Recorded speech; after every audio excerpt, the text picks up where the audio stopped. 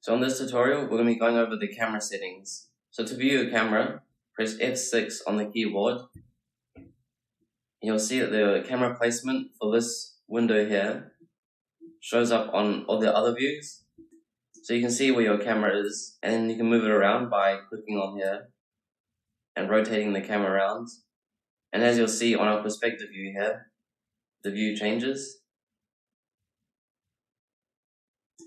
So you can adjust each of these points to get the camera to a position where you like. You can also change the lens length, which is essentially the zoom of the camera. So under here on the right, where it says lens length, we'll go ahead and change it to 100. And you can see it zooms the camera in. Or you can zoom out and adjust it to what you like.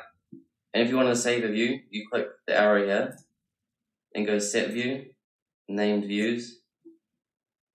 And this window will show up. And you click this icon here to go Save As. We'll just name it View 1 for now. And it saves your view here. So then you can adjust the camera to a different position. Set that to 100. And we'll move this around. And make a new view. Save it. And so now you'll be able to go back to your old views by double clicking. So that's the basics on how to use the camera.